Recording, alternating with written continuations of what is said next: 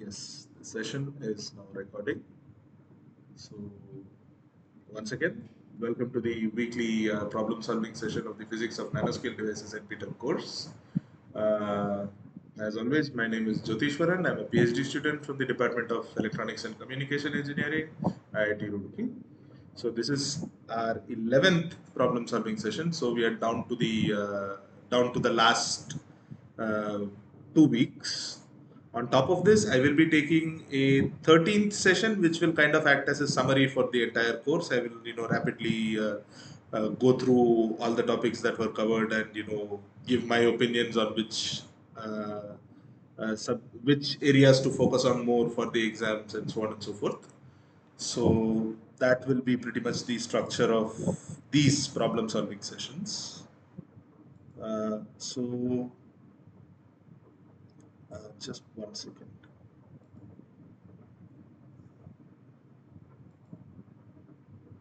Yes. So let me begin today's session proper. So we've been discussing, we discussed ballistic MOSFETs last week. So what we shall be doing this week is again, we'll kind of take a step backwards. We shall look at bulk MOSFETs, but we'll be looking at the electrostatics properties of bulk MOSFETs. The reason we are doing this is so first we shall be understanding the 2D electrostatics model of a bulk MOSFET. So this will tell us the charge accumulation in the channel.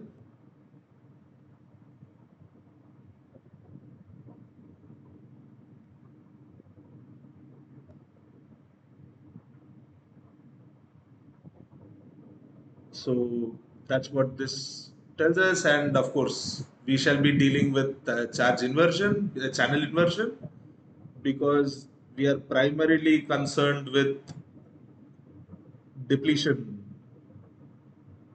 mode MOSFETs. So we are not considering enhancement mode MOSFETs. We are looking at depletion mode MOSFETs. And then we'll come to the idea of MOSFET capacitance and the form factor, which are a measure of non-ideal effects. So essentially non-ideal effects. So this primarily talks about DIB, drain induced barrier lowering. So the reason why we shall be discussing these things in long channel MOSFETs is we'll kind of establish that these we'll show how these effects can be mitigated, how these effects can be reduced in a short channel MOSFET, in a ballistic MOSFET. So this week's discussion will kind of give us the motivation as to why to move towards uh, nanoscale devices, other than the obvious benefit where something that was discussed in the very first week in the motivation for the course. So nanoscale devices directly imply more transistors per area, per unit area.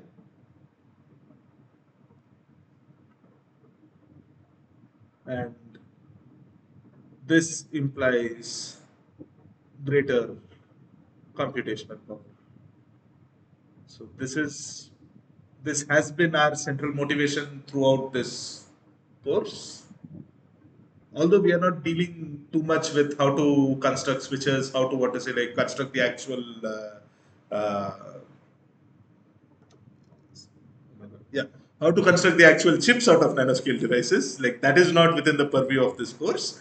But the aim of this course is to talk about the devices themselves, the physics of them, and what to expect, what not to expect, what kind of effects are we mitigating, what kind of limitations are we overcoming. So these devices are primarily for breaking the Moore's law limit.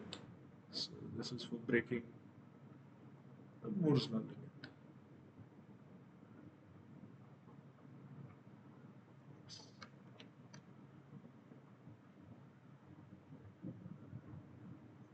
And things have been moving so fast, in a talking a little bit about the real world. When the first time I started taking these sessions for this particular course, we were all pretty much at the 5 nanometer standard. So modern devices. So if I talk about modern transistors that are, that we are using in our devices. So if we are talking about modern devices,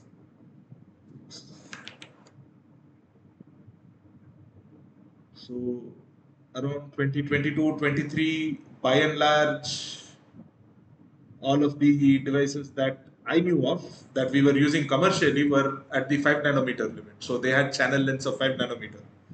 But by the time we reached 2025, due to advances in AI, ML, and many other factors, we have already moved down to the 3 nanometer standard. So most of your computer processors, most of your mobile processors, for various computational requirements, now they use 3 nanometer transistors. So we are already in the nanoscale regime. So when we are discussing the physics of such devices in this course, we are not particularly talking about futuristic devices. We are actually talking about the state of the art. So today's session we'll be looking at the bulk devices, kind of recognize some of the limitations of such transistors other than their size, and then uh, talk about some of the fundamental techniques that we can use to mitigate the 2D electrostatic effects and to move towards quantum devices. Like nanoscale devices are fundamentally quantum devices. Okay, so let us begin. Some conventions. In a 2D modeling of the MOSFET, we will take a setup like this. So the charge transfer, essentially the current, is assumed to flow towards the x direction. So this is my x direction. Therefore, from the gate to the substrate, we take this to be the y direction. And let me use a different color. This point here, where the oxide layer meets the substrate, that point over there is the origin. So this is y equal to 0. And yeah, so this is like the basic coordinates. On top of this, we have a couple of assumptions. So what are those assumptions? Since these are non-channel devices, so the first assumption is the substrate is infinitely large.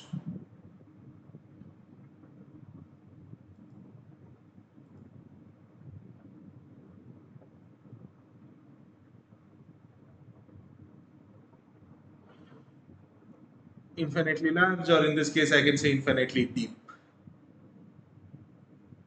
Infinite.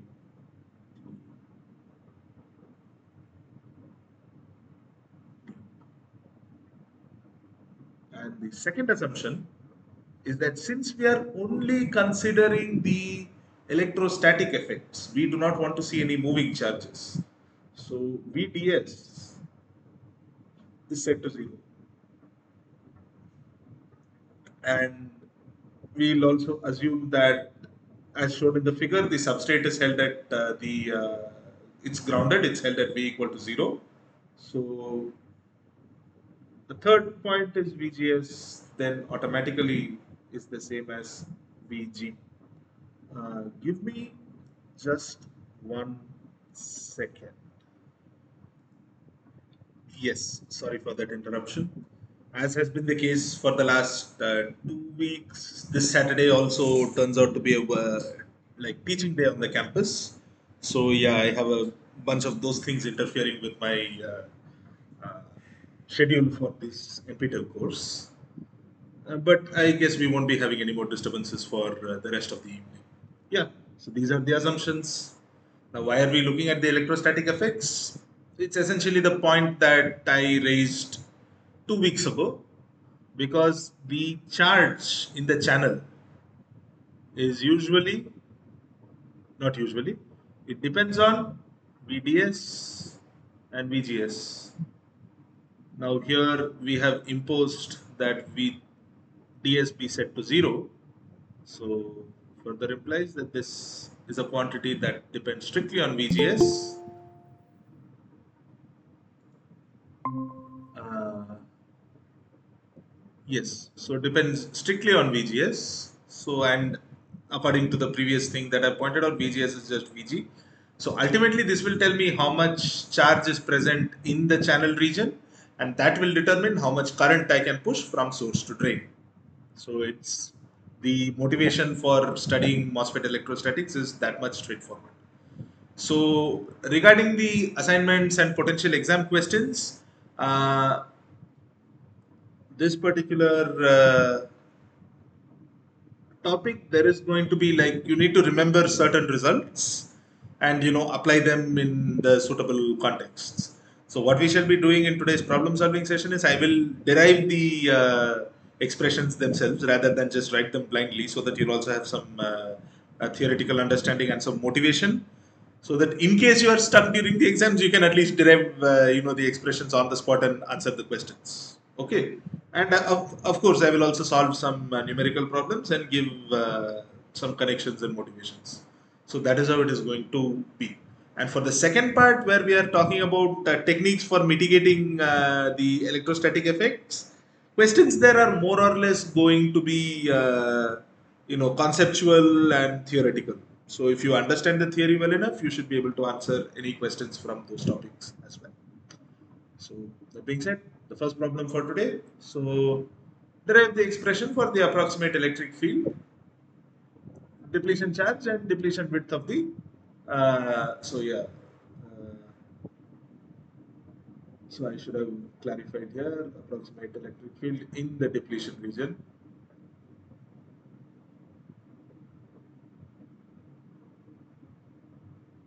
So that technically goes without saying, but you know what? Yes. So width of the depletion region, but I'm just calling it the depletion width. So to do this, we'll have to start with the band diagram of a MOSFET. And again, I would like to reiterate, re-emphasize that this is a bulk MOSFET. So we are not particularly concerned with quantum effects yet. So yeah, this is the metal layer where my electrons are occupying all the energies up until the Fermi level. So this is EFN. So this is the metal side of things. And then I'm going to have the oxide layer.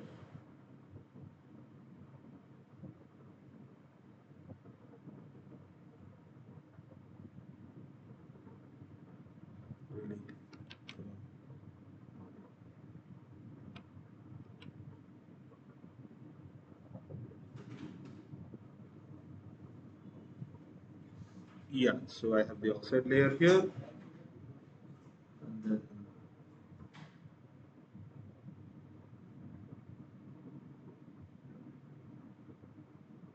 just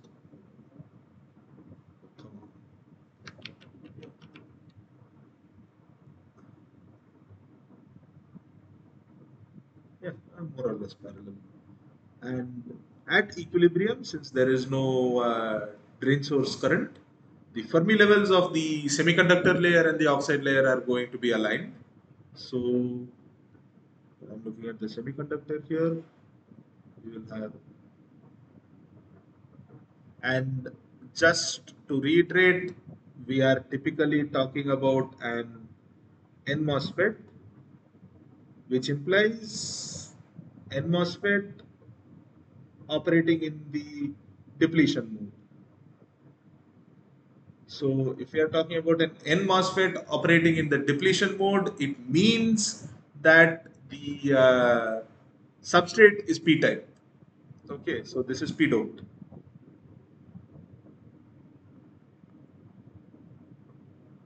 Because then and only then, I can have a channel inversion and have an N channel connecting the source and drain, which are of course uh, N-doped. So this is a p-doped substrate. Since this is a p-doped substrate, the conduction band is going to be closer to the quasi-Fermi level. valence band is going to be some distance above. It's a thin line. Yeah. So this is how. Okay. Okay. Okay. I should have.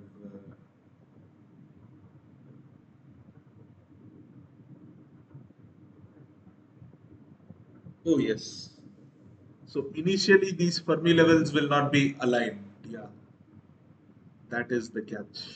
So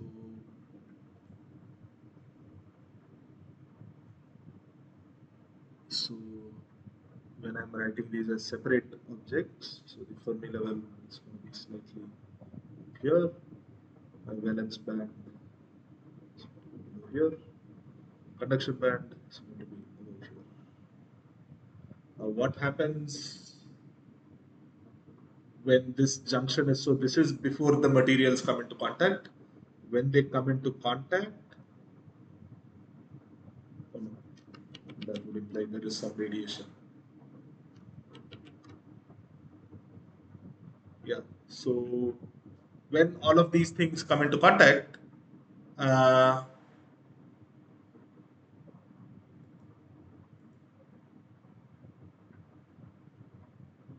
what we will have is, now I'll just, draw the figure simplistically. So I'll have my metal layers Fermi level, and then I will have the Fermi level of the semiconductor, which is pretty much on the, not pretty, which is aligned to this, and then we will have the insulator layer,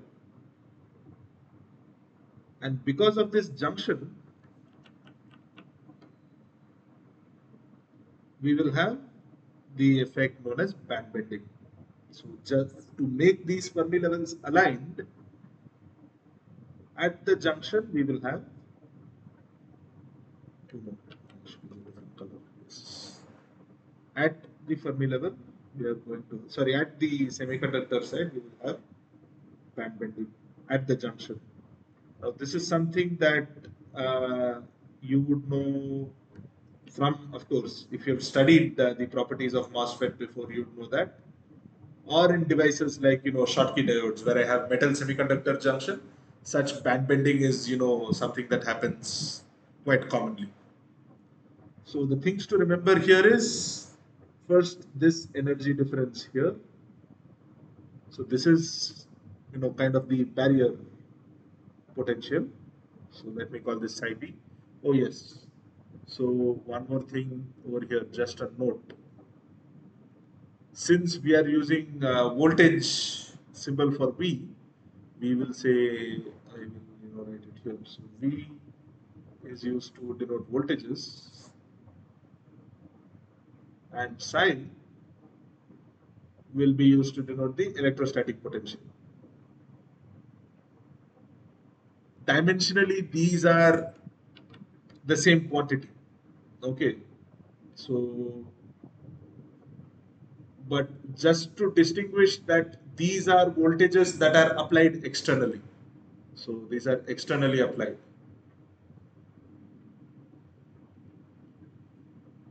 And the the electrostatic potentials are internally induced. So I do not have a direct control over these. These are not values that I will be able to measure. These are only values that I can estimate. The measurably controlled values are the externally applied voltages. Okay, so these are internally induced through various electrostatic mechanisms, polarization or some kind of a charge alignment or some local charge transfer, whatever the methods, some kind of electrostatic induction. So, yeah. So we are going to have, and this region where I have band bending, let me use another color. This region where we have band bending, this is the depletion region. Much like the case with, a PN junction. The place where the bands kind of, bend to align with each other, that is the depletion region. So this is my depletion width WD. Okay, and over here I will yes.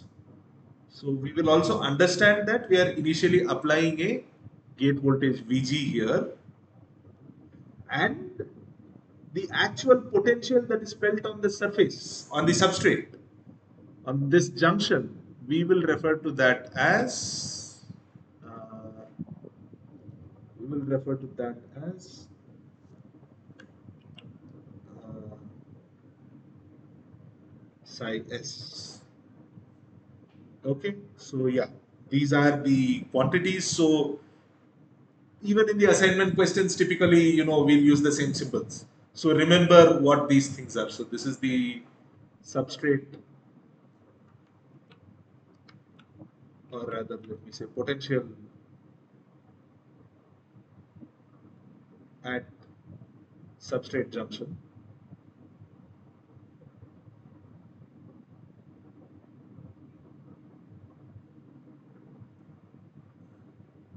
And this is the,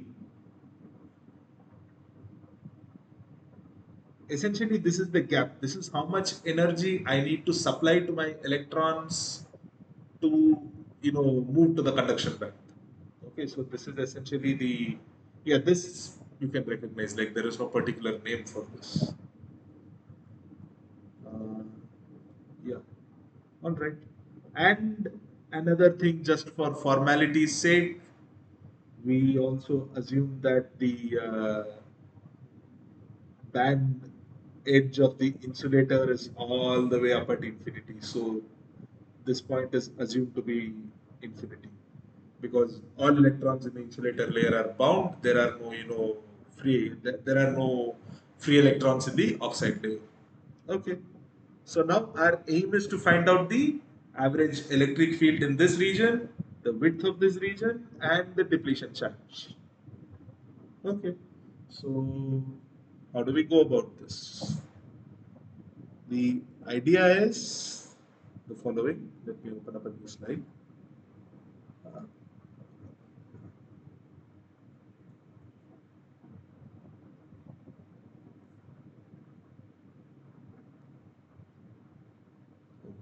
what to do that?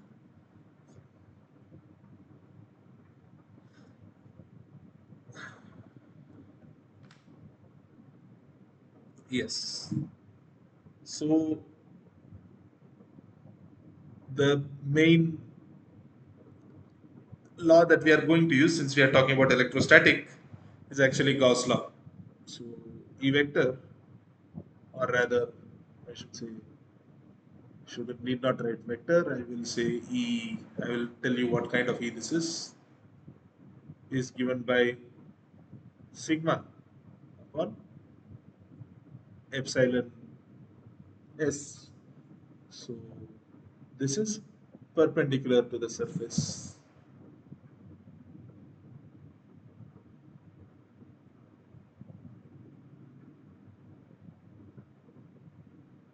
So this is one of the reasons why we had our assumption. Here, it's Vg here, and it's V equal to 0 all the way on this side. So we have V s equal to 0 on this side. And this is the y-axis. I refer to, this is the y-axis. So the potential is varying in this direction. So the gradient is, so it is going perpendicular to this substrate surface. So I can assume that the gradient of this potential is also going to be along the same direction. So the electric field, the complete electric field is all going to be perpendicular to the surface here. So any electric field I have is going to be in, this direction. I will not disturb this figure. So we are using Gauss law here. So this is Gauss law, where sigma is the surface charge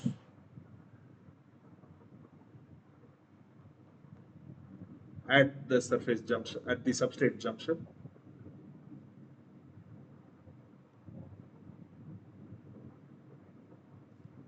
and epsilon s is the semiconductor's permittivity. So this is the material permittivity. Oops. I'm spelling conductor permittivity.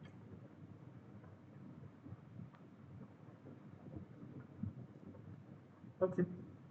And so in the depletion region, I know there are no, so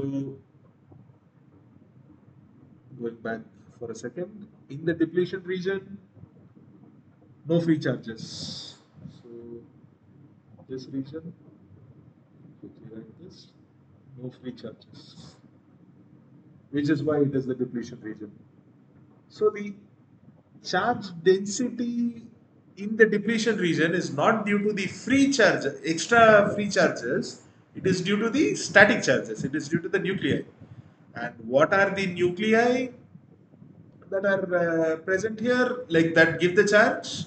Are semiconductor nuclei do not contribute to the charge because they contribute to electrostatic neutrality.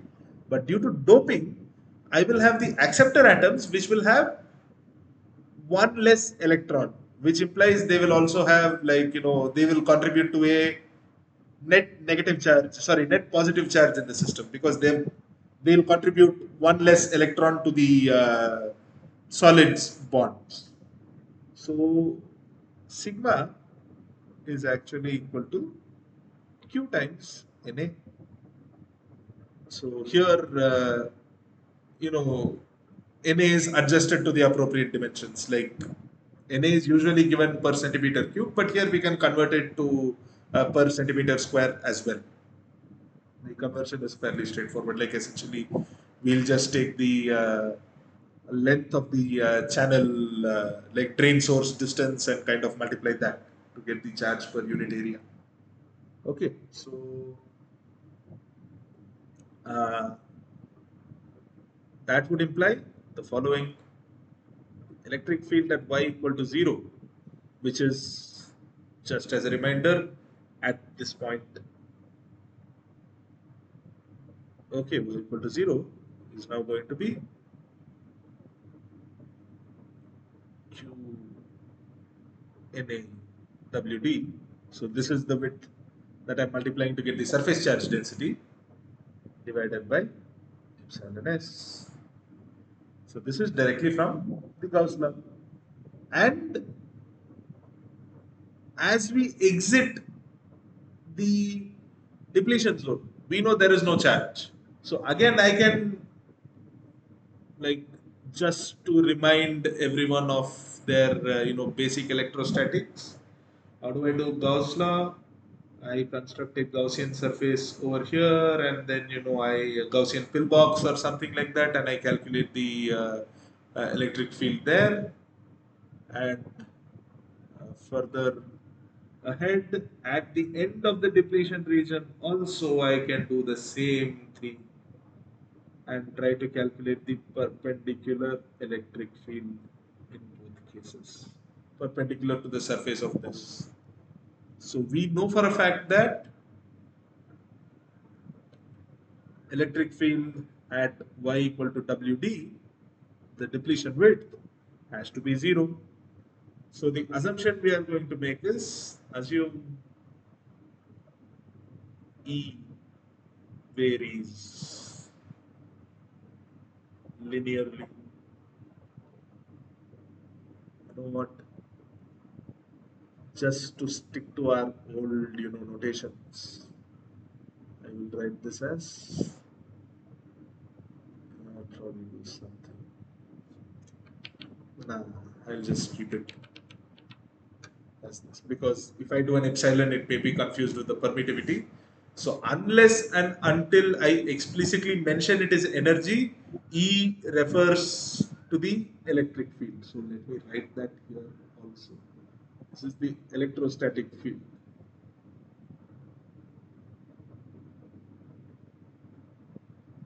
Because we are strictly looking at the electrostatics of these devices. So electrostatics is the only thing that we are concerned with right now. So we will assume that E varies linearly. So what does that imply? we are going to have something like this. We will have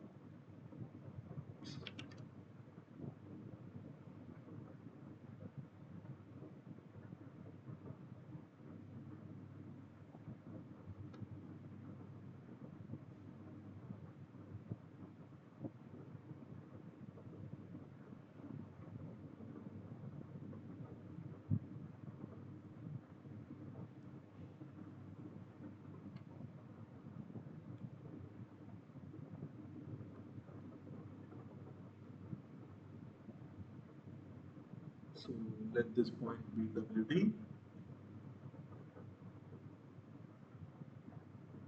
So this is the y-axis, this is y equal to 0. Got it.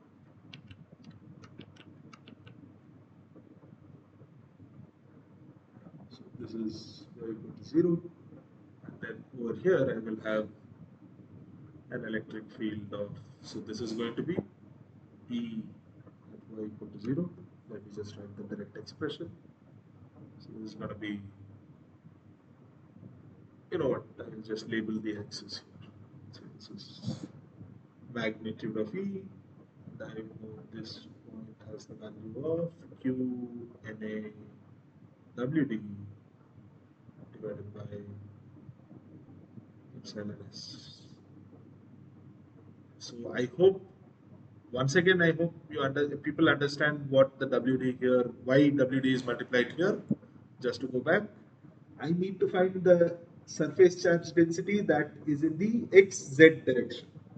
Okay, so sigma is surface charge density at the substrate junction, the XZ plane. Okay, so to do that, I will have to multiply it with the y distance. If I have the volume charge density, so this is, yeah, I shouldn't have written sigma here. So this is volume charge density. Let me, yeah, so that there is no confusion. So volume charge density is in the depletion region.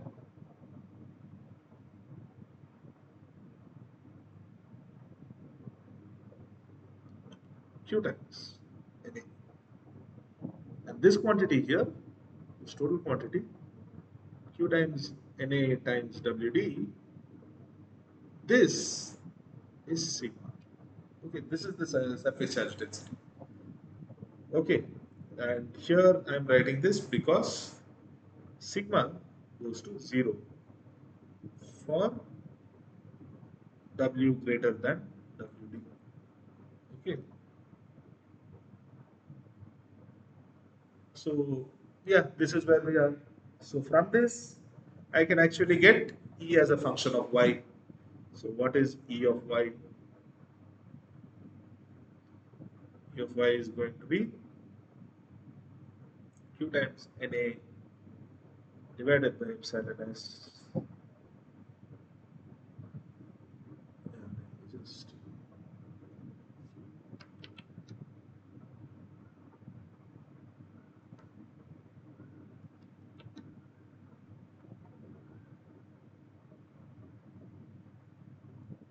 okay, so this times WT minus Y. So at Y equal to 0, I get this value, and Y equal to WD, I get 0. So this is fine. Now how to find the average electrostatic field? Average is the same mathematical technique that we have been following through and through, integral 0 to WD, E of Y, dy divided by integral 0 to WD, dy.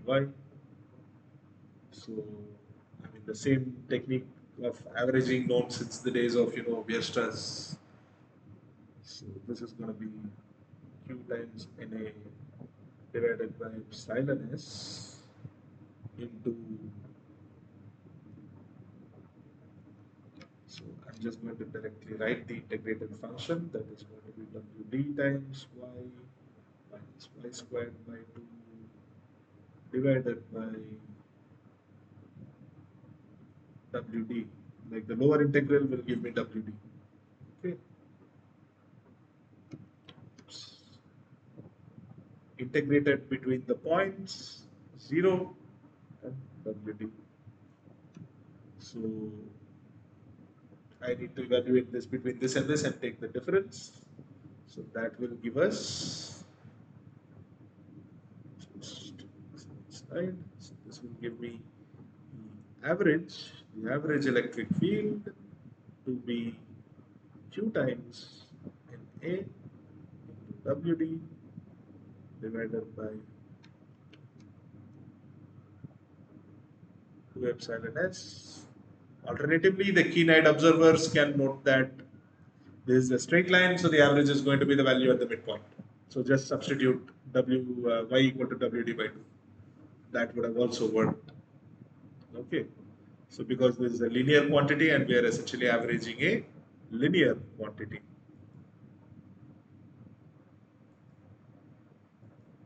So this is it. Now one more thing. Since I know the electric field is 0 after WD, then I can say, so this is the average electric field. So this is part, let me go back here. Let me say this is quantity 1, this is quantity 2, and this is quantity 3. So we have derived quantity 1. Now how to go about doing quantity 2? By observing that integral 0 to infinity e of y dy, this quantity has to be equal to the potential difference by definition. This has to be psi of 0 minus psi of infinity. And yeah, but this psi of infinity, which is all the way at the end of the substrate, I know this quantity is 0. So it has to be equal to psi of 0, and psi 0 is what we are referring to as psi s, the potential at the substrate junction. Now, why are we trying to find out what this is? Let us see. So, and let me refer to this. Now, since I know it varies linearly, I can just write this integral simply as the area under this triangle. So that is going to be E max into WD by 2. Okay, so because the electric field drops to 0 here and goes to 0 all the way till infinity. So even if I perform the integral from 0 to infinity, the area under the curve is still going to be the area under this triangle. So this is going to be E y equal to 0. So let me do a shorthand here. Let me say E y equal to 0 is E naught. Therefore, okay, so this is assume, or to use my old math teacher's convention, I will say E at y equal to 0 is represented as E naught. So the left hand side of this equation will become E naught into WD divided by 2 is equal to psi s. This will further imply E naught is equal to 2 psi s upon WD. Now, from this, I can also note that since E naught is equal to Q NA WD upon epsilon s, I can substitute that into this and say therefore WD squared is equal to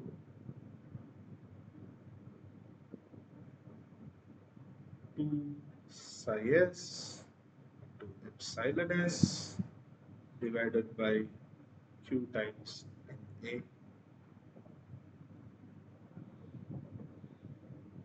which finally implies Wd is equal to 2 epsilon s psi s divided by q times Na whole bar half. So this is the first important result. Like, of course, alongside of the average electric field, this is the first. This is the other important result. So the depletion width is actually proportional to the square root of the potential. So this whole geometry gives us that result, and this is actually not different from what we observe in diodes also. Like there is a square root relation to the depletion width and the applied voltage. Okay, the reverse potential in the case of PN junction. So the more we increase it, like as the square root, the value of the depletion width will increase, which implies the extent to which WD becomes larger will actually reduce as psi keeps increasing, as the applied potential keeps increasing. Now, so this is from the question quantity 3. Okay, so this right here is quantity 3, also derived. Now, what about quantity 2? What is the charge? The total charge is Q times Na times Wd. So this is the surface charge density. So let me not even write it as Q, let me write it as sigma. Sigma depletion. Now we already know the expression to Wd. So this is Q times Na into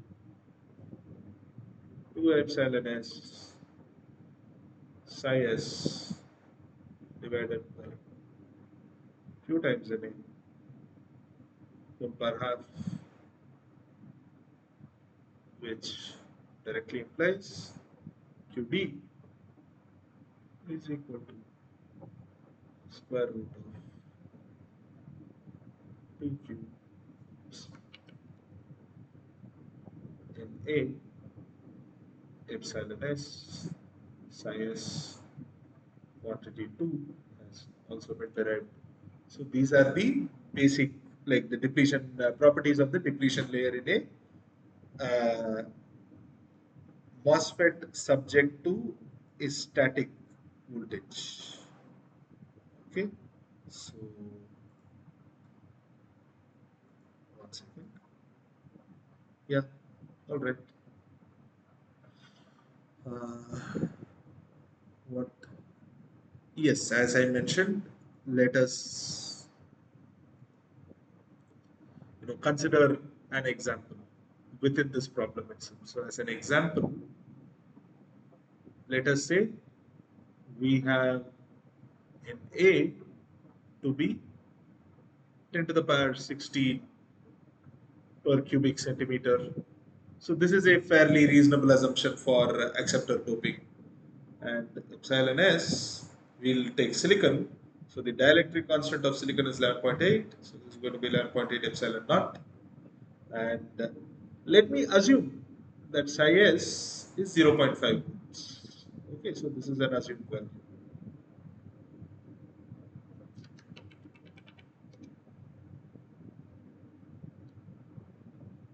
Assumed value. Okay, so what is the depletion layer width going to be? So WD is going to be square root of 2 into 11.8 epsilon naught into 0.5 divided by, just to make things easy, I will switch everything to SI units. So let me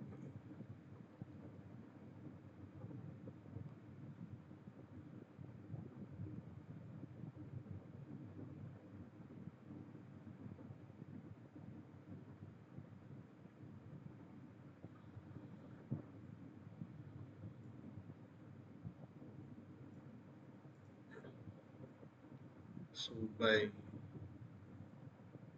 Q times NA. Luckily, I have the answer for this. I don't have to calculate this from scratch. This is 1.6 into 10 to the power minus 19, and this is 8.58 into uh, 10 to the power minus 11, if I'm right. So, substituting all of these things, we will get a distance of approximately 2.5 into 10 to the power minus 7 meters, which is equal to 250 nanometers. So that would imply that the depletion layer will have that much of a thickness, which implies my device is going to be having a depth of 250 nanometers. So this automatically tells me that this operation regime that I've selected, this will automatically imply that I'm using bulk devices. So yeah, so we are in the regime of bulk devices. So this model is only so much effective. Now we'll come back to this in a short time. Like, by the end of the session, we shall come back to this notion once again. Okay. So this is pretty much how you'll have to solve these problems. Now, if you want to get the surface charge density, then that is going to be Q times sorry, Na times Wd. So Q times Na times Wd. So Qd, or rather sigma d, is going to be Q into 10 to the power 16 into 250 into 10 to the power minus 9. So this is going to give me Q is roughly what? Q is 10 to the power minus 19, so this is going to be 10 to the power minus, or you know what, I can just write it in terms of number of electrons. So that is 10 to the power 7 to 50, so that's 2.5 into 10 to the power 9 per square centimeter. So this is the surface electron density. Multiply this by Q, so this is the number density of electrons.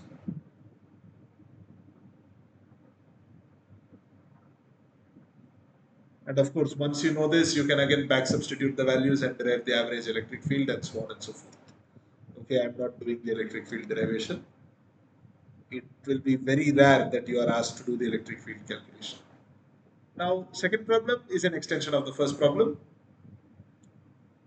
Using the previously obtained results, calculate the inversion potential and the inversion thickness of a MOSFET. So, rather than go through the idea of inversion layers and other things as was done in the lecture, I would like to do it through the derivations. Okay, so now what do we mean by, like, what is the inversion idea of inversion in a depletion mode MOSFET? So here again I have my Fermi level on the metal side, and then I have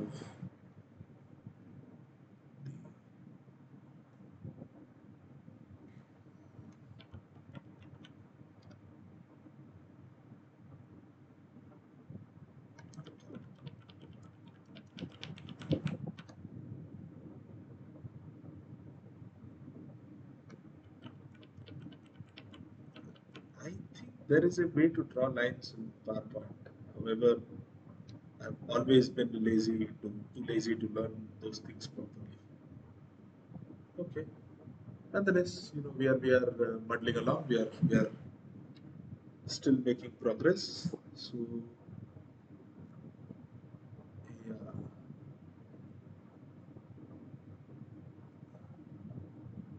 So the Fermi level is going to be pinned by this voltage. Now remember, I'm applying all the VG on the metal side. I'm actually not applying a voltage here. So the Fermi level is not going to move. And the idea is there are so many free electrons here that no matter how much I apply a lower voltage, the number of electrons here is not going to change. So the Fermi level is actually not going to shift. Remember, the shifting of the Fermi level is essentially defined by the raising or lowering of the free electron energy level. So, when we had a PN junction, of course, applying a lower voltage would take the entire conduction band below. But here, there are so many conduction electrons that even if I lower the electron energy of the electrons here, more electrons will come and fill in this place. So, the Fermi energy is kind of pinned in the system. So, this is called the pinning of the Fermi energy, which is what allows us to perform charge inversion. Okay, so as we keep increasing VG, okay, so this is where I'm applying VG. Let me note that down here. So VG is on this side of the device. So as VG keeps increasing, what will happen is the band bending will become more and more and more profound. Now, uh, let me take the reverse picture. Let me take the reverse picture and let me say this is where my conduction band level initially is. Okay, and this is far out of the depletion region. So this is far out of the depletion region. So let me call this psi B. Okay, now I will apply such a high VGS that this energy will fall like so, such that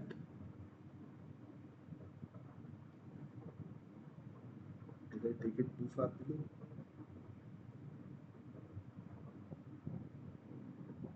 Yeah, I kind of did.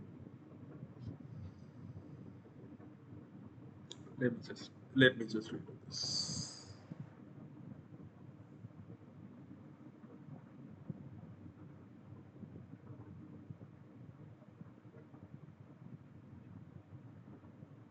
Yes. Such that this lowered energy is as high as, so the lowest possible energy in the depletion region is the same as it is outside the depletion region. So what I have done is I have effectively inverted the material. Like the electrons will be as abundant in the conduction band in the depletion region as they are rare outside of the depletion region. Okay, so that is the idea of like complete inversion. And so to complete this picture, I will pull up the valence band parallelly.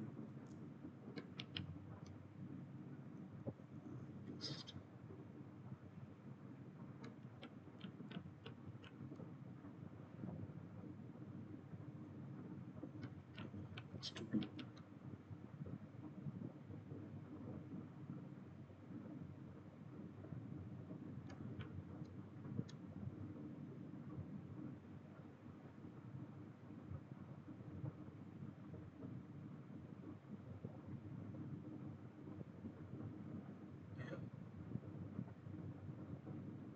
It is going to bend like this, somewhat like this. Again, apologies for the poor quality of the figure. There it goes.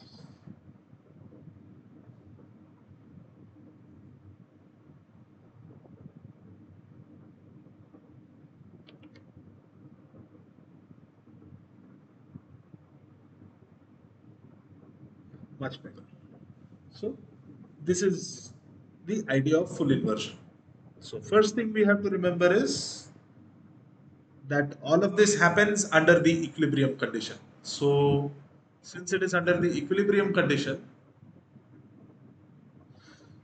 the number of positive charges, the number of holes is always going to be Na, and the number of electrons is going to be Ni squared upon Na. So this we get from law of mass action.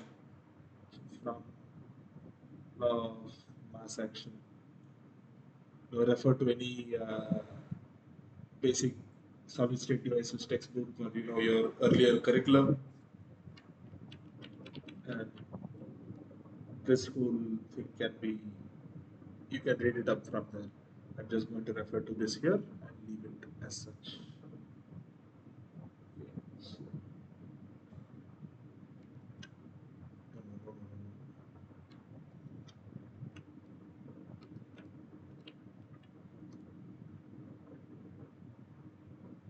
Yeah. Okay. And the second thing is, so this is the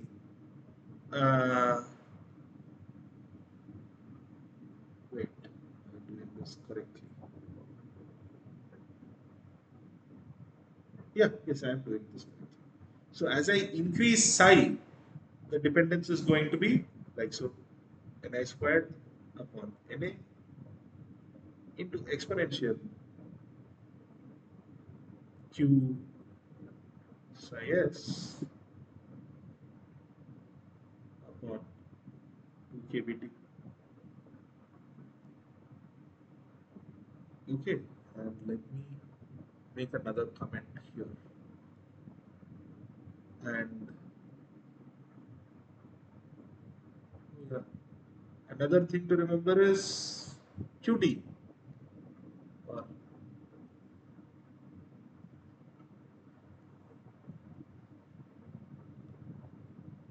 QD, which this is the notation I think used in the slides. That is why I am in the habit of in the lecture slides.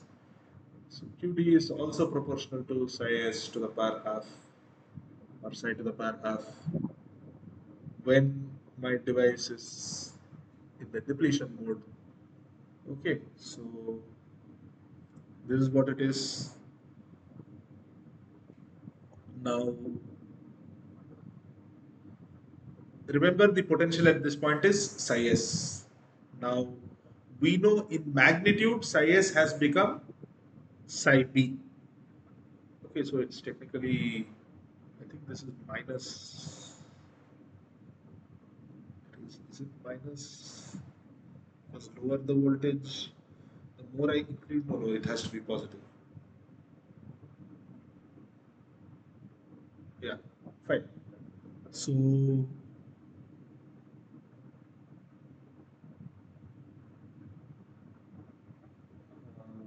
yes, let us assume silicon. So at say room temperature, we have the intrinsic carrier density to be 10 to the power 10 per cubic centimeter, and we know n at y equal to 0, n0 will be equal to ni squared upon na into exponential q psi b divided by 2 kBT, which implies psi b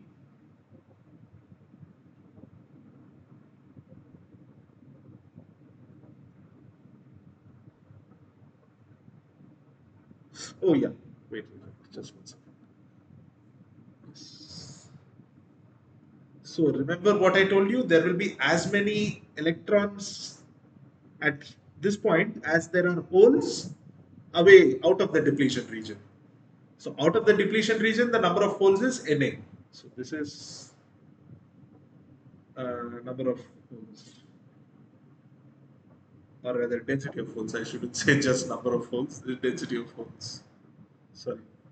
So this is the density, well, roughly, approximately the density of holes for non-degenerate doping, and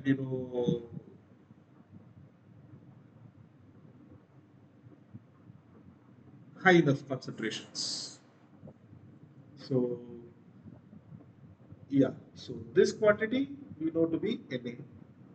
So from this we can move the variables around and say psi b is equal to kBt upon q natural log of Na upon Ni. So the okay, so let me just identify this as a result.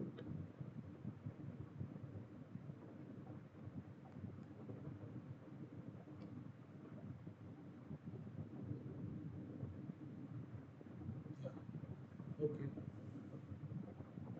So this is the inversion potential. Essentially, it's going to be negative of this.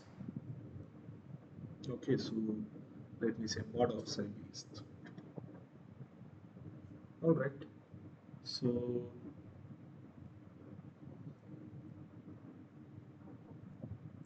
and so inversion potential has been done. Let me make a new slide.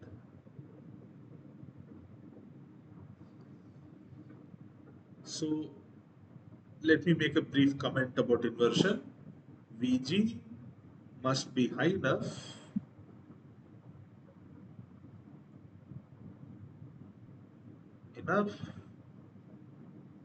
such that psi s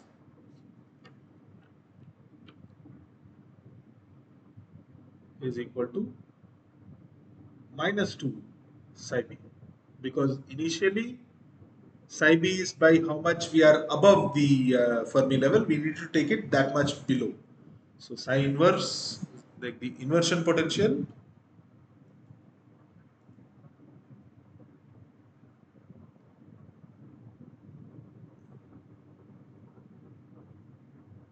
is equal to twice psi b, which is equal to 2 kBt upon q natural log of Na by Ni. That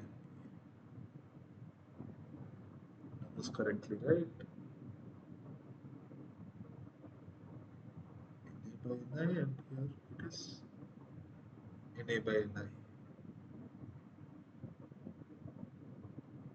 Right? Right. Yes. Oh, sorry. I did not.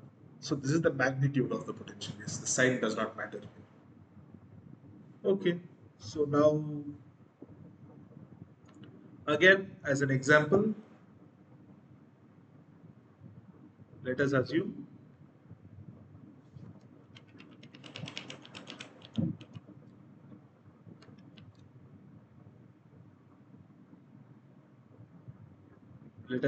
that Na is 10 to the power 16 per cubic centimeter, and kBt upon q, let me assume T equal to 300 Kelvin. So this is going to become approximately 27 millivolts at T equal to 300 Kelvin. So from this, I can say the inversion potential is going to be twice into 27, 2 into 27, twice 27 into natural log of 10 to the power 16 divided by 10 to the power 10. Since both are in the same volume units, I don't have to do any adjustment over there. So this quantity will come out to be so this is going to be 6 times natural log of 10. So this value will be roughly 745 millivolts, which which is further approximately equal to 0.75. So sorry, volts. So full inversion. So let me write one more line here. Full inversion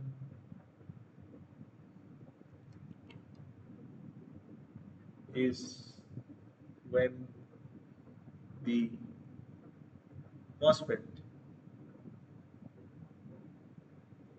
is considered to be on.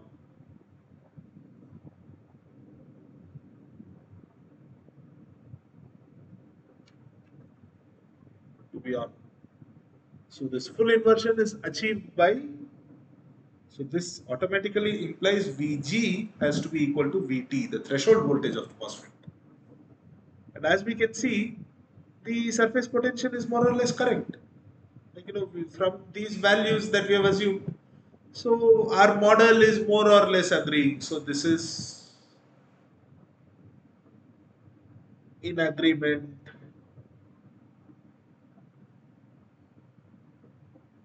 with typically assumed threshold voltage.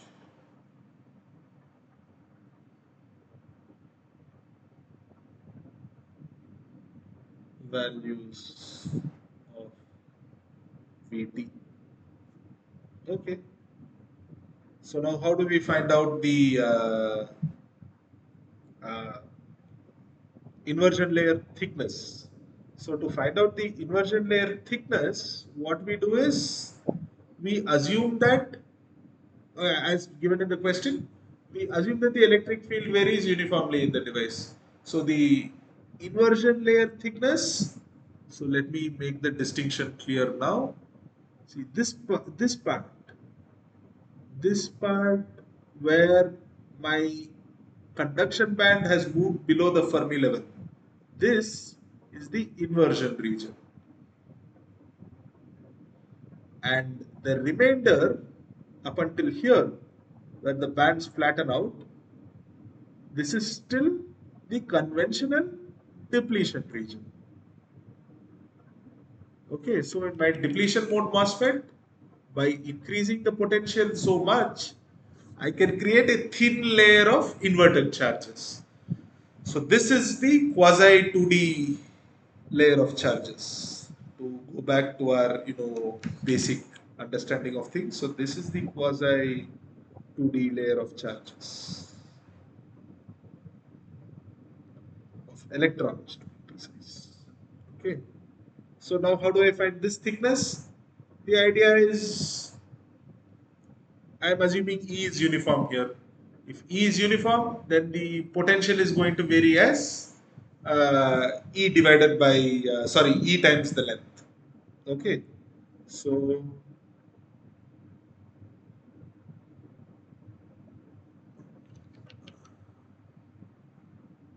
since E varies uniformly in the inversion region, or rather I will say E is assumed to vary uniformly, to be more precise. Now, why are we assuming that? It is actually a fair assumption, because if the electric field were not to vary uniformly over here, that would imply that there will be a movement of charge, essentially, like there will be some kind of dynamics here. The arrangement will no longer be static. So I can assume that E is constant throughout here. So the only force it is applying is kind of like pulling the charges towards the inversion layer from the depletion, through the depletion layer, and that is all that is being applied. If E varied, then I will have like a non-uniform charge distribution. Here I am assuming the inversion layer has a uniform charge distribution. Okay, assumed to vary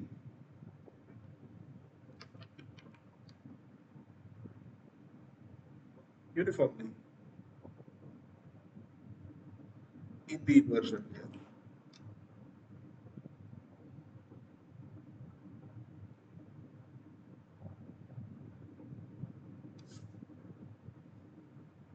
A small hint to the people who may have lost, like who may have drifted off while listening to this session. Wherever I have marked things with numbers, or wherever I have put an expression in a box, you can assume those are the formulae you need to remember to answer the assignment questions. I'm, I'm stating it explicitly once. So if you really don't have the time to go through these entire slides, just look at the things in the box and remember what is what. Okay. So yes, that is the shortcut for people who want shortcuts. However, if you want to go through the whole thing, well, you're more than welcome. So I mean, I will be happy that people are going through the whole session.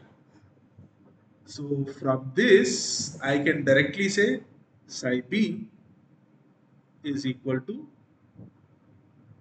E in the inversion layer times the thickness of the inversion layer. So it is essentially integral E dr, but since E is assumed to be uniform, I can just take this to be the inversion layer. And now we know that the inversion potential is this quantity right here. It is this quantity right here. Okay, so psi b divided by E is going to, E inversion is going to be the inversion layer, sorry, the thickness of the inversion layer. What further assumption I will make is assume E inversion is equal to E average from question 1. Okay, from problem 1. Now again, is this a fair assumption? Well, the answer is more or less true because see, I assumed, I evaluated this average electric field by assuming there were Na positive charges in the depletion layer. Now, I have those many negative charges. So it is only fair to assume that the magnitude of the inversion layer electric field remains the same. Okay. So it's actually not a very unfair assumption to make.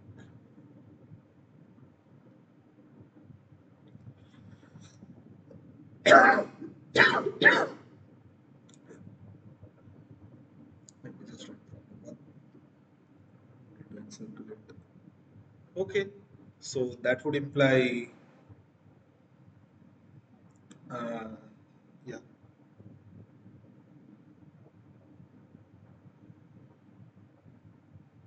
So just another new slide. And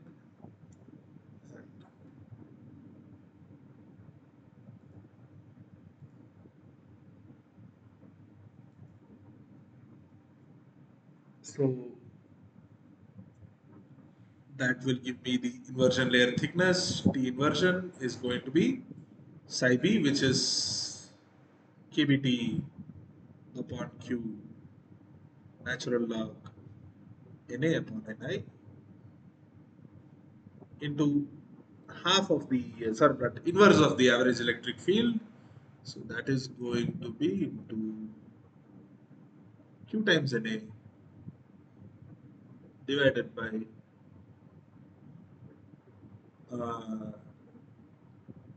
wait, why did I just forget what I told myself?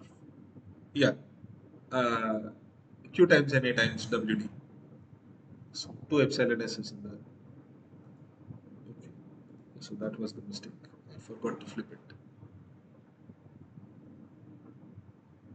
2 epsilon s to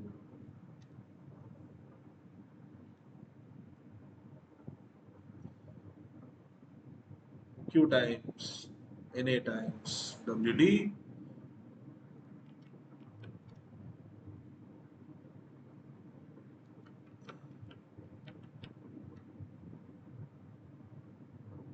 Now over here also I can back substitute all the values. Essentially,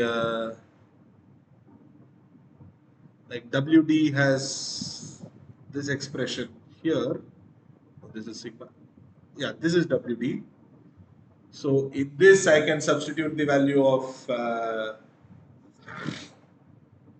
the value of psi s as psi b. Sorry, and then most of the factors will cancel out, And what we will have is, by rearranging everything, this will come out to be equal to KBT. I'm not doing the whole derivation here because AI started the session late, and unfortunately, I also have some other work today. So I will not be able to take the full 2 hours. Maybe at 1 hour, 45 minutes or thereabouts, our session will end. But suffice it to say, the net result is going to look something like this, because as you can see, many of the factors that appear here also appear here. So many things will cancel each other out. Only KBT by Q will remain, and yeah. So this is what we will get, and therefore the inversion charge inversion is going to be minus Q times N naught into the inversion thickness. So this is going to be equal to minus Q times Ni squared upon Na into exponential Q times psi inversion divided by KBT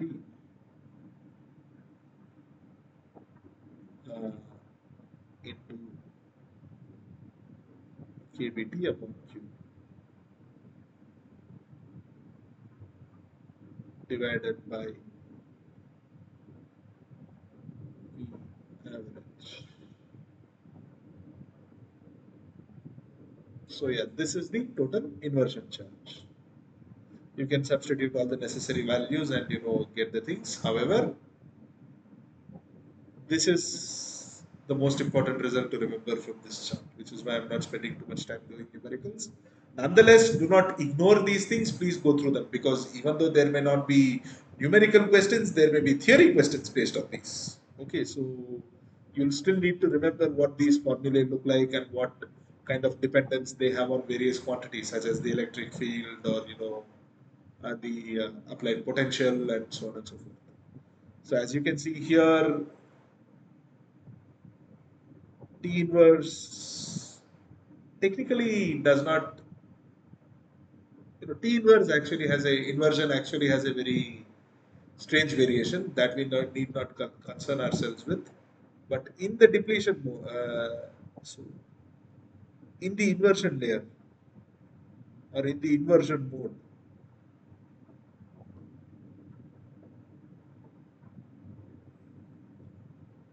Q is proportional to e to the power psi s, or in other words, natural log of Q is proportional to psi s. Remember, when the depletion region was still active, Q was proportional to square root of psi s. So let me box this layer, because this is something important to remember. Okay, so coming all the way down here, since that was a red box around blue text, here is a blue box around red text. Okay.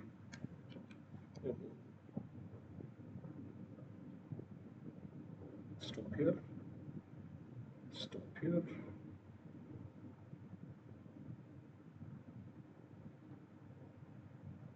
It's really hard to draw straight lines without looking at the surface where you're drawing, looking at your hand. Okay. Yeah, so this is question 2. Now we come to, before we go to question 3, let us have a brief discussion of the electrostatic effects. Okay, so what is happening?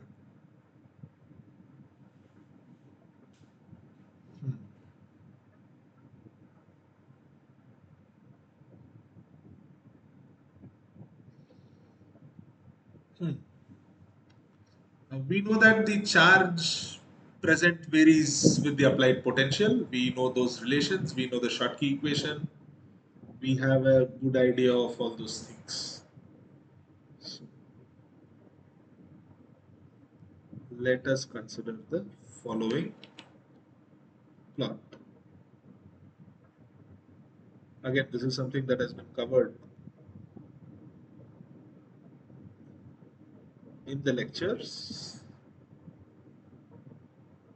So when we have, so this axis here is psi s, and over here I'm looking at the variation of qs, the surface charge density. Okay, so if psi s were to be negative, essentially if I was trying to enrich more holes into the channel, then my transistor can be said to operate in the enhancement mode, in which case I will have an exponential growth. So here Q is proportional to e to the power psi s, sorry, mod psi s essentially, and the sign of Q will also change. So this should be magnitude of Q, because here this accumulation implies that I have positive charge accumulation. Okay, so this is holes on this side.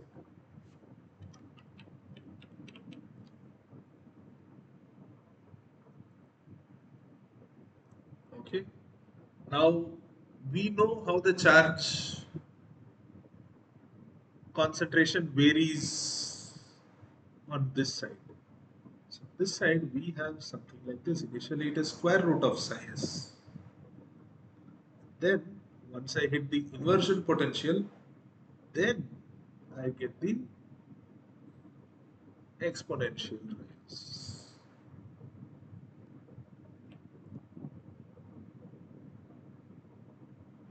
Okay, so in this region,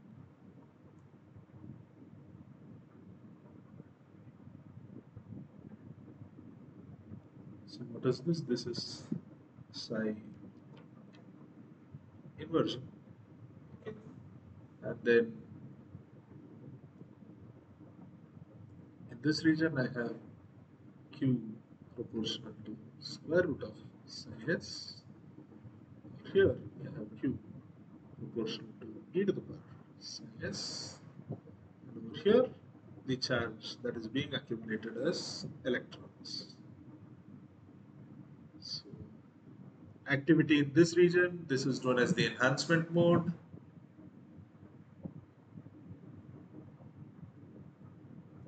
This is the depletion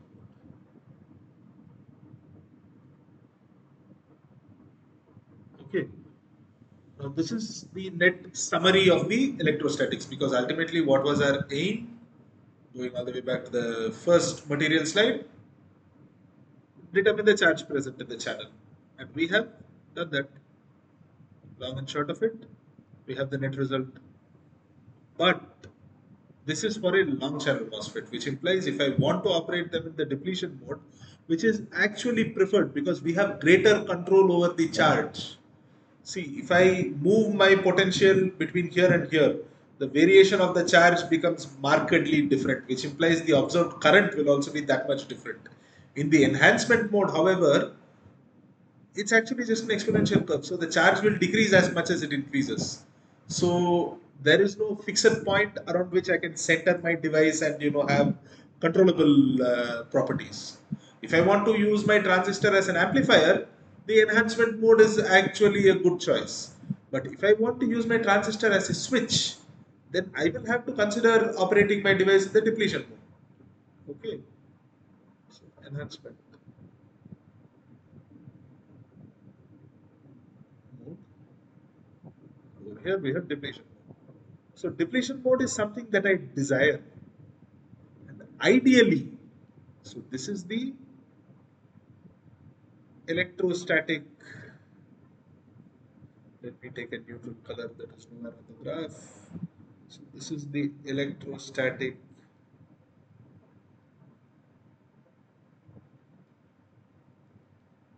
properties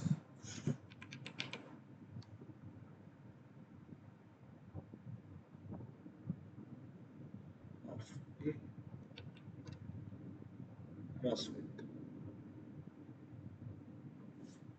Now, ideally, the irrespective of what mode I want to use, like especially if I want a transistor, a MOSFET to act as a switch, ideally speaking, I would prefer a electrostatic property profile, an electrostatic charge profile of this form.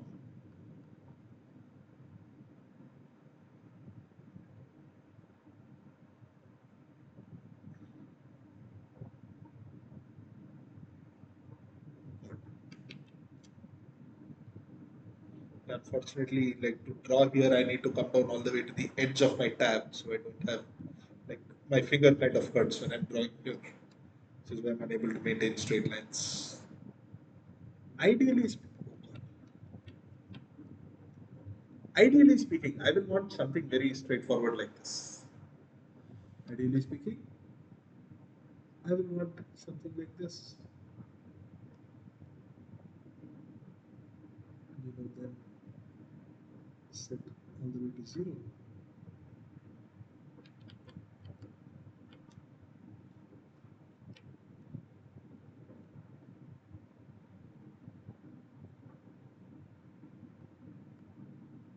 Yeah, there'll be a small amount of change. Let us think of it like that. Automatically, that's the whole thing.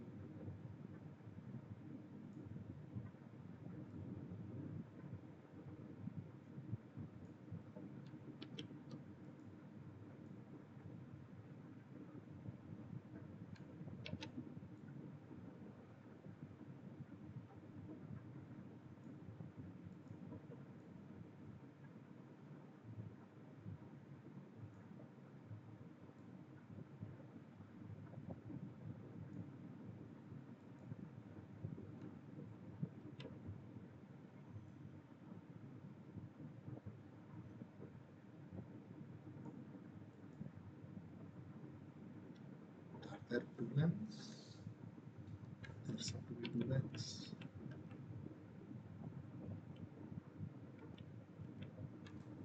Sorry, I just got completely sidetracked with this. Let me also increase the thickness so that the line becomes visible. Too thick.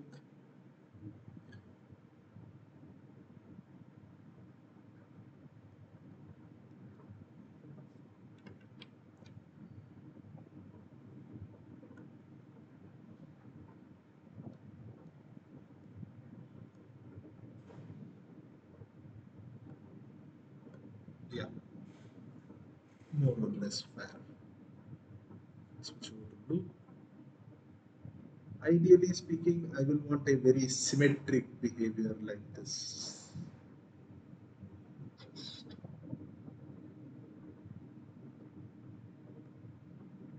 Yeah, this is what I will want my variation of mod Q S versus psi S to be like. This is what I will want my ideal MOSFET so that I can operate my device around this voltage or this voltage and vary it ever so slightly to get switching properties. And thereby have all the gates, have all the logic gates. So this is the preferred characteristic. However, this does not happen so easily. So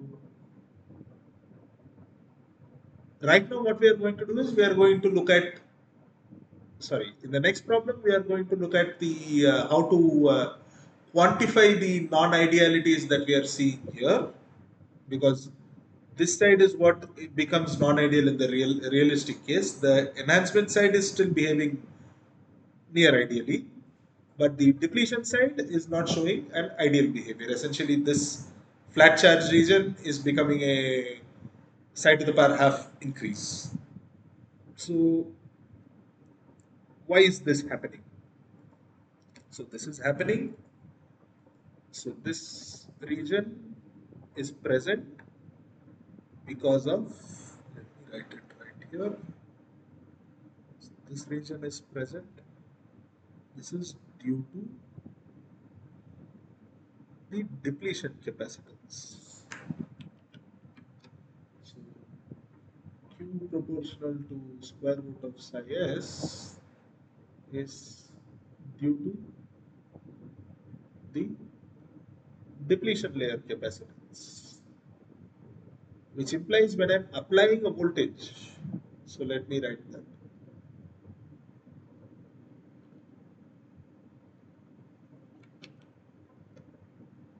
Capacitance. What does this mean? This implies the control of Vg over psi s is reduced. Depletion layer capacitance, let me call it CD. Oh God.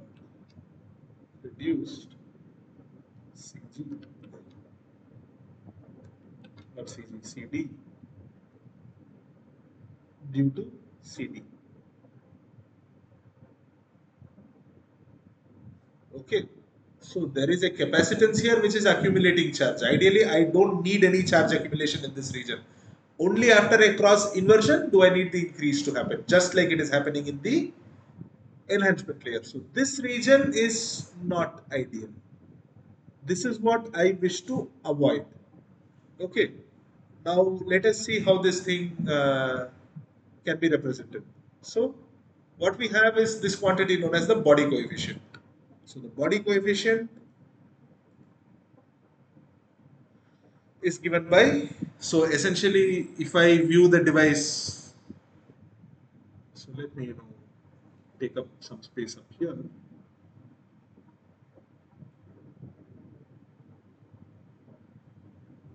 give the idea of the body effect. Okay, so if I look at my system, there is one capacitance here which is due to the oxide, so this is Cox. This is always going to be present. There is going to be some charge accumulation on this side and this side, which is how we'd like the device to function. So I have Vg here, and then I have a depletion layer capacitance. Now, had CD been constant, we would be fine. But the sad fact is, this capacitance varies with the depletion width. So this is a variable capacitor, and then I have psi s. Okay, so and then from psi s all the way across, we go to the this point, which is essentially V substrate capital S, which is equal to 0. So we have a variable capacitance. Therefore, the gate capacitance Cg, so C gate is equal to Cd into Cox divided by Cd plus Cox. Ideally, I will want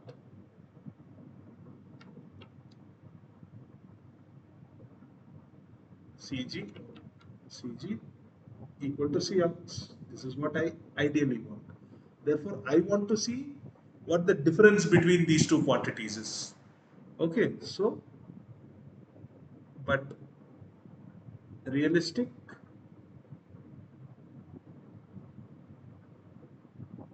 Cg is equal to Cox into the body coefficient m times Cox. Okay, so therefore I can write the body coefficient m is equal to, or wait, is it the reciprocal of this quantity?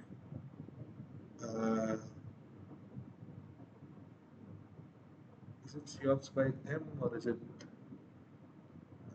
can any of the live attendees give me a hint? I just got confused for a second. Should it be Cox by m, or should it be?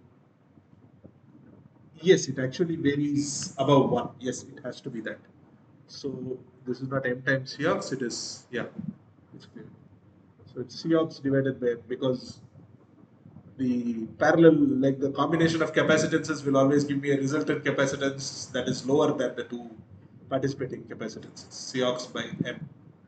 And this factor here, this factor here, this whole factor here is 1 upon M. Okay, therefore M is going to be CD plus Cox divided by CD, which is equal to 1 plus Cox divided by CD. Ideally, M equal to 1. But realistically, as I keep increasing my voltage, the effective capacitance of this MOS capacitor keeps reducing because of the dielectric capacitance of the depletion layer. Okay, so yeah, so this is the body coefficient. This quantity right here is the body coefficient.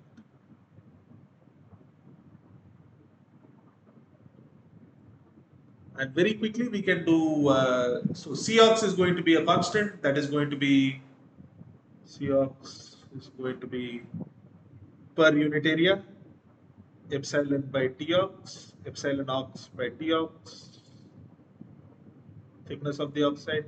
So this is per unit area.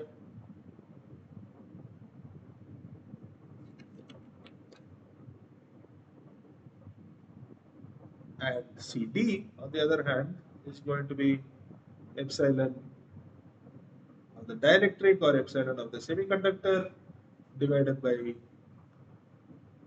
WD, where I know WD is not a constant. So WD over here is variable. So this is the source of all problems. Per unit area.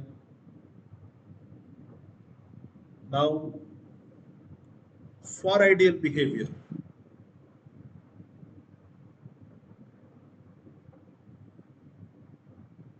M has to be 1, which implies CD has to be infinite.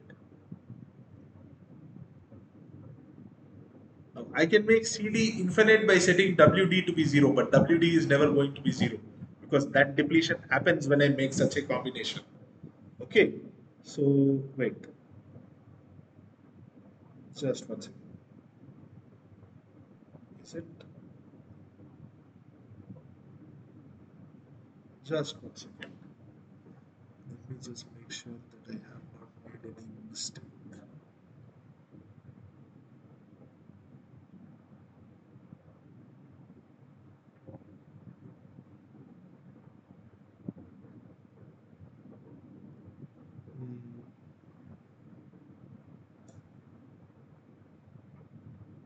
Oh, no.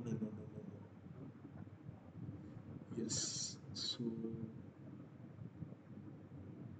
we actually write it as the difference between these quantities. It is not just 1 by m.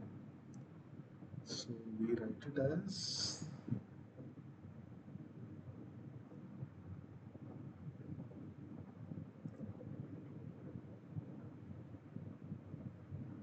yes, I made one small mistake here. Let me quickly rectify myself.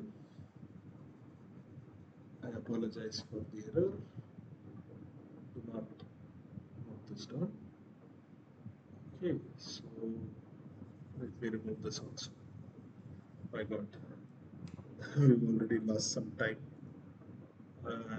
It's fine, it's fine, it's fine. I can still manage it. Something needs to go. Oh, wait. This part can stay. This part can stay.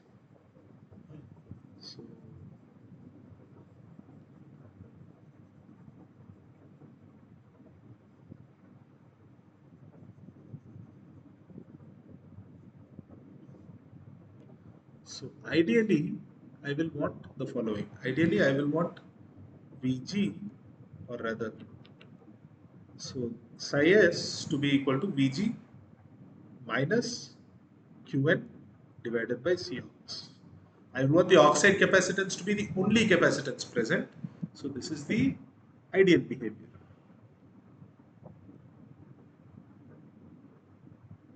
So this is a constant offset. So by the time I reach the inversion potential, I should be able to rise. So this quantity will essentially be Qn by Cox. Okay. So, and that will be the threshold voltage. So this quantity will be the ideally the threshold voltage. So this is the ideal Vt. Okay. However, what is happening? Realistically, we have psi s is equal to Vg minus Qn divided by Cg and not Cox. Okay, so now this gives us uh,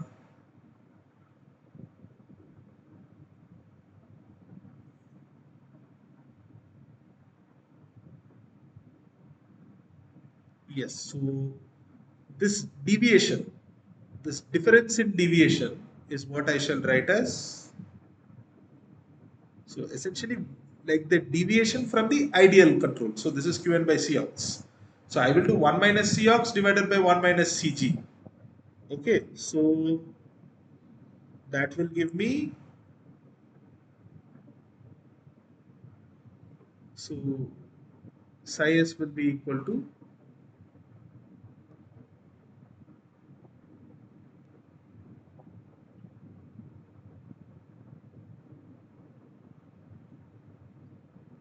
one minus Cg by Cox. So how do I do this? Essentially, yes. So, and over here I will write Qn to be Vg times Cg. So Qn to be, so this I get since Qn is equal to Vg times Cg. Why is this? Because voltage is Vg here, 0 here, and charge is getting accumulated only in this region. Okay. So by substituting that, I will have 1 minus Cg by Cox. This is the deviation from ideality.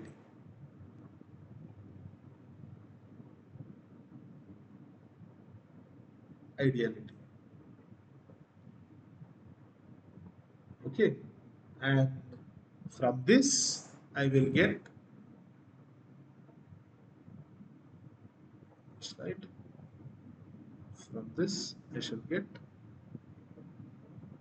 Vg, or rather psi s. Yeah, this is where we will get the relation.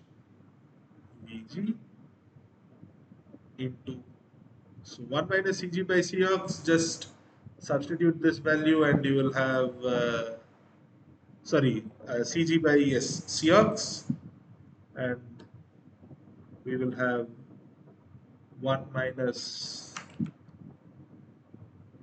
Cd divided by Cox plus Cd. So this is going to be Vg into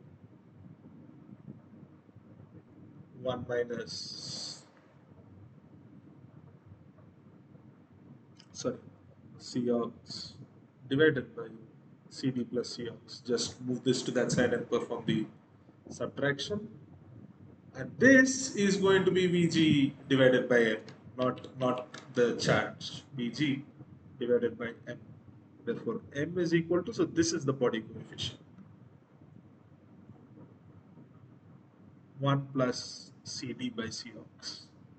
All the other things that I mentioned are correct. So, ideally,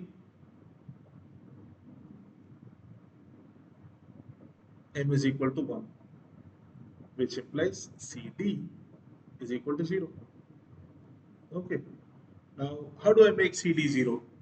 This would imply, this would further imply Wd is equal to infinity.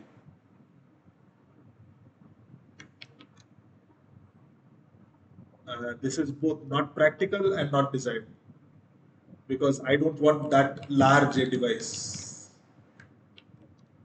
And there are certain devices where this behavior can be readily found. For instance, very large voluminous devices like vacuum diodes will essentially show this kind of a behavior, because there is nothing called a depletion layer there. The whole thing is vacuum, the whole thing is spread out, and the permittivity is it's ideal. So there I will not have any of these non-ideal effects that will behave like a very ideal transistor for switching, which is why even to this day they are used, uh, although not in mobile devices, but they have their own applications. Not practical and not designed, because we need smaller transistors. We need smaller transistors, smaller computational devices. So mobility is one of our chief priorities. Okay, so now yes, the questions that have been asked are the following.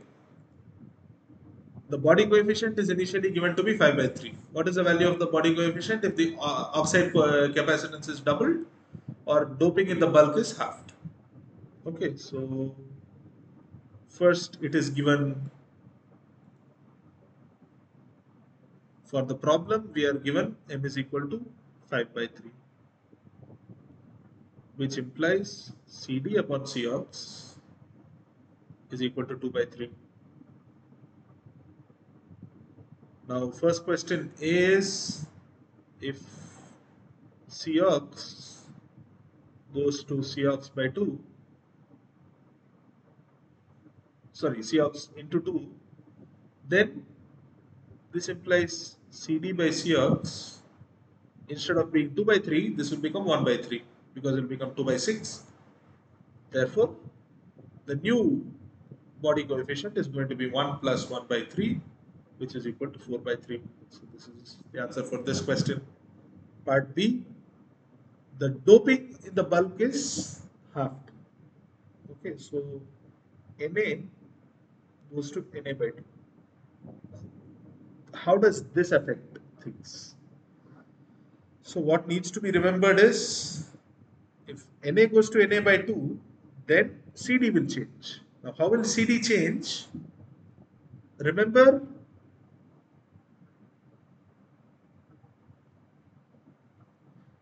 this is epsilon by WD. At WD, going a few steps back, depends inversely on Na. So making Na half will actually increase WD. How much will it increase it by? It will increase WD by a factor of root 2. Therefore, it will change the capacitance by a factor of 1 by root 2. Okay, so I will just write it here. Please refer to the necessary expressions while solving the problems. So Na goes to Na by 2. This implies WD goes to root 2 WD, which further implies CD goes to CD by root 2, which implies the new body coefficient M prime is going to be CD, 1 plus 2 into 1 by root 2 divided, 1 by root 2 divided by 3, which is equal to 1 plus square root of 2 divided by 3. So this is 1.4 by 3. So that is going to be roughly 0.4748 thereabouts. So approximately equal to 1.47. So 5 by 3 is 1.66. So through this problem, we are seeing like what effect different things will have. So 4 by 3 is 1.33. So ideally speaking, I want my body coefficient to be as close to 1 as possible. I want to reduce it. So from the reason for doing this exercise is, of course, to give you ideas on how to solve numericals. So these are the two answers, and additionally also give some physical insight. So now, how to reduce M in a MOSFET? How to reduce the body coefficient in a MOSFET?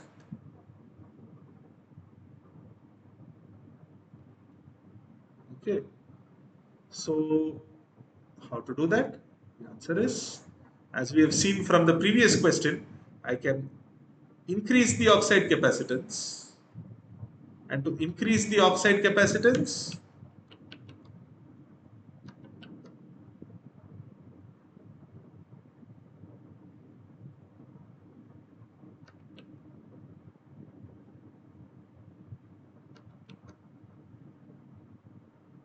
increase the oxide capacitance, or so how to do this? To increase this, there are two ways. One, higher epsilon ox, because remember epsilon ox by T ox. So this quantity needs to be very, very large. So first is this. So I can have high dielectric gates. So that is strategy one. And so for this, we will have materials such as, essentially we will use, inner transition oxides. So your, lanthanides or, wait, yeah, lanthanides, yes, lanthanide oxides, inner transition. So, elements, materials such as hafnium dioxide or zirconium. I think zirconium is in the lanthanide, I don't remember. I think this is also in a transition. But the thing is, use oxides like this. So these are novel materials. I mean, nowadays research on these things is actually relatively active. These were novel 6 to 10 years ago. Okay. Second option we have is reduce TOX, like make TOX as small as possible. So here I don't need to use new materials. I can use, so here I will need better fabrication techniques. I need thinner oxide layers. So this has led to a class of devices known as ETSOI. So this stands for extremely thin silicon on insulator.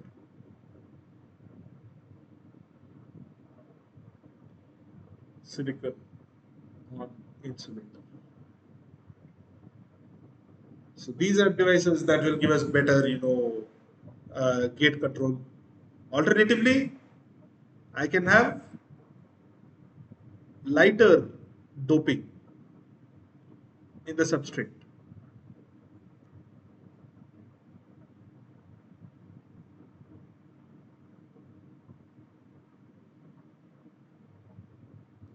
Lighter doping in the substrate. So this, however, has a drawback. The drawback is I will have poor control because remember this increase has a factor of log Na by Ni. If I reduce this, this line will kind of become, it will have a very small slope. I don't want that. I want it to be as, straight, as close to a straight line as possible. So this will lead to poor controllability. So this is generally not desired. Although I have come across cases where research papers where these techniques have been attempted. So, one cannot discount them already. So our focus is on devices such as this, extremely thin silicon on insulator. Because if I say I need very thin layers, I will usually not try to make the surface area very large. Because depositing thin layers over very large surface areas is actually very difficult. So this automatically requires shorter channels.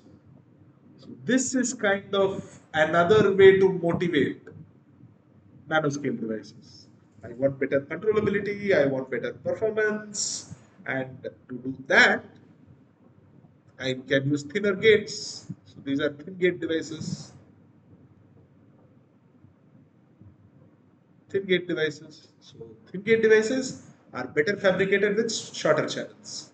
So we are slowly moving towards like from the classical side, we are providing more motivations to move towards the nanoscale devices. So now now we shall be talking about other electrostatic effects such as DIBL, which is due to VDS. Do not forget. So this is due to VDS. So other techniques that are there is, of course, I can have multi-gate devices, which is what we had in FinFET. We still do have multi-gate devices. So FinFET, which is a industrially deployed fabrication technique, uses this. Use short channel devices. We have discussed this. The last two parts are what we are concerned with. We are concerned with this and this. So this is what we shall be discussing. So points of discussion. Quantum confinement and strain engineering. And strain engineering is something that happens on that we need to perform on ETSOI devices, extremely thin silicon on insulator devices. The first two methods here, essentially short channel devices and multi-gate devices, we use the phenomena of screening to mitigate electrostatic effects. The latter two methods essentially enhance the electron mobility through quantum effects. So this is the bottom line to remember here. Sorry about that. I will just take 2 more minutes. I seem to have gone over time. We have two more small problems. So regarding screening, so this is an expression given in the lecture slides. So for screening, the parameter that you need to remember is the Debye length, which is given by square root of epsilon s kBt upon q squared Na. Okay, so as you can see, kBt by q will give me the voltage, and epsilon by qNa will give me the I think it will give me voltage into length. So taking the square root of 1 by voltage into length. So taking the square root of those quantities will give me the length dimension. And in this question, let us assume t equal to 300k. So I can kind of take 1 kBt by q and make it 27 into 10 to the power minus 3. So this is equal to epsilon s, which I will write it as 11.8 into epsilon naught into 27 into 10 to the power 3 minus 3. Just writing it in SI units. Q into 10 to the power 21, which is 10 to the power 15 in meter cube. So this will give us 1.33 into 10 to the power minus 7. And to have good screening properties, lambda min, essentially the minimum channel length. So this is the channel length. So the question was to, given a doping concentration, find the minimum channel length required for geometric screening, where the length of the channel itself prevents electrostatic effects.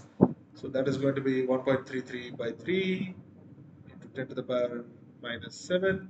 So this will come out to be approximately 4.5, sorry, not 4.5, 45 nanometers. So as you can see, we have already moved to the submicron regime, and we are in the tens of nanometers. This is technically not fully ballistic, but this is in the transition region where I have some ballistic and some diffusive transport. But we have nonetheless moved into the nanoscale. So if I want geometric screening, so what is geometric screening? Let me just quickly tell what it is. So if I have VD, let me use a different color.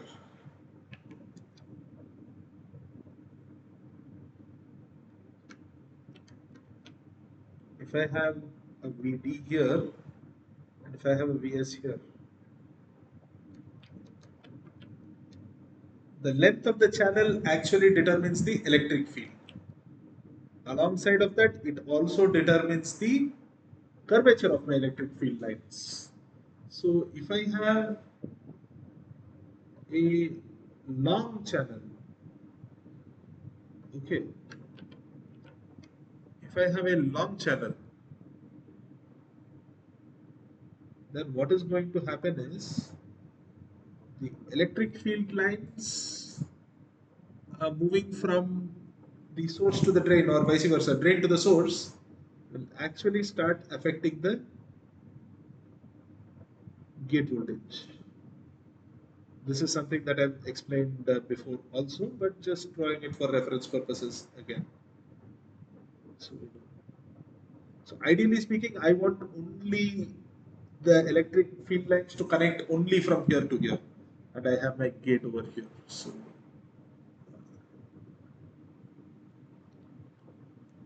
I have my gate.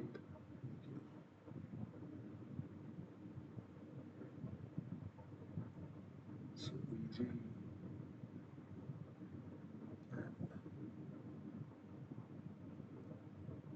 and VD and VS.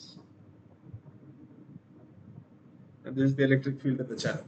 So if I reduce this length, reduce the channel length, then I will have a situation such as this, wherein, make it smaller, wherein the curvature will effectively be reduced and I will have fewer field lines cutting. Essentially, I will have this, and not too many, like any field line that goes here will also be unable to cut it. Essentially, that's like making the channel around this long. Okay, so we are going to have very minor effect of the drain source voltage on the gate voltage, on the controlling gate voltage.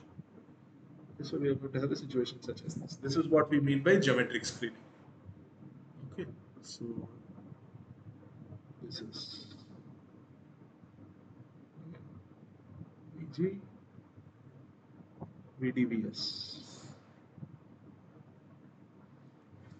Okay, so this is not screened.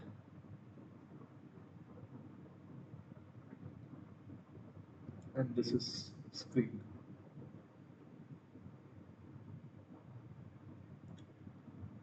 And this length is approximately LD divided by 3. Okay. Now let us come to the last part. So how do we do quantum confinement? How do we do strain engineering? So the idea here is fairly straightforward. Let me, oh Lord, I have overshot my time. Okay, so what I shall do is this, like, because I think I've gone past my 2 hour limit, yes.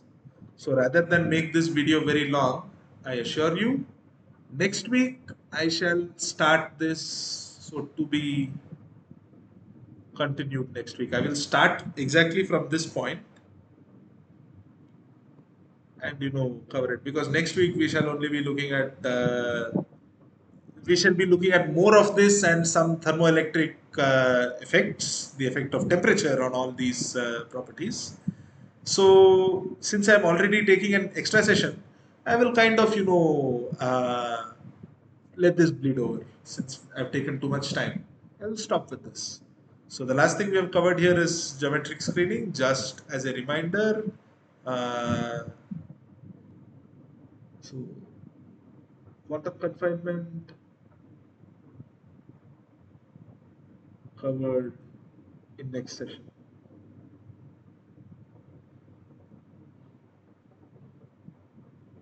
Okay.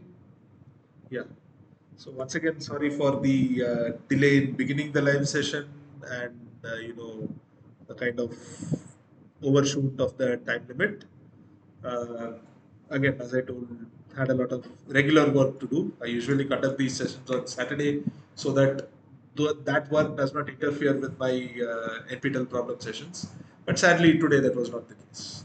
nonetheless, I hope whatever stuff I've covered well. So yeah, go through these, remember the expressions, and you know how to solve the problems. And also, I'm covering the concepts in the problem solving session as well, because you will have questions based on the concepts, and I cannot do that, help you solve those questions by without explaining the concepts themselves. So I hope the summary presented here is also adequate. So with that, I thank you all for listening, and I shall meet you again same time next week. So let me stop the recording and end the session.